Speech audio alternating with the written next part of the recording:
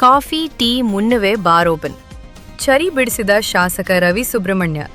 ಬಸವನಗುಡಿ ಶಾಸಕ ರವಿ ಸುಬ್ರಹ್ಮಣ್ಯ ಅವರು ಸಾರ್ವಜನಿಕರ ದೂರಿನ ಮೇರೆಗೆ ಬೆಳಗ್ಗೆ 6:30 ಮುನ್ನವೇ ತೆರೆಯಲಾಗುತ್ತಿದ್ದ ಬಾರ್ಗೆ ಭೇಟಿ ನೀಡಿ ಪರಿಶೀಲನೆ ನಡೆಸಿದರು.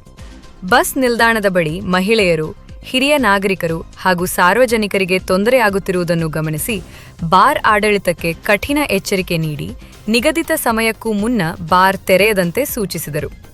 ನಿಯಮ ಉಲ್ಲಂಘನೆ ಮುಂದುವರಿದರೆ ಕಾನೂನು ಕ್ರಮ ಕೈಗೊಳ್ಳುವುದಾಗಿ ಅಧಿಕಾರಿಗಳಿಗೆ ನಿರ್ದೇಶನ ನೀಡಿದರು.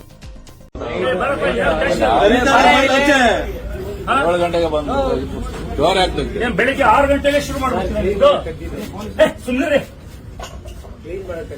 ಕ್ಲೀನ್ ಮಾಡಕ ಇದೆಲ್ಲ ಈ ಕ್ಲೀನ್ ಮಾಡ್ತಾ ಇದ್ದೀರಾ? ನಿಮಗೆ ಅಂಗಡಿ ತೆಗೆಯಕ್ಕೆ ಎಷ್ಟೊತ್ತಿಗೆ ಪರ್ಮಿಷನ್ ಇರೋದು? ಮತ್ತೆ ಯಾಕೆ ತೆಗೆದ್ರಿ 6:30? ದಿನ ಬೆಳಗ್ಗೆ 6:30 ಗಂಟೆಗೆ ಬಾರು, ಕಾಫಿ ಬಾರ್ಗಿಂತ ಮುಂಚೆ ನಿಮ್ ಬಾರ್ ಓಪನ್ ಆಗ್ಲಿ.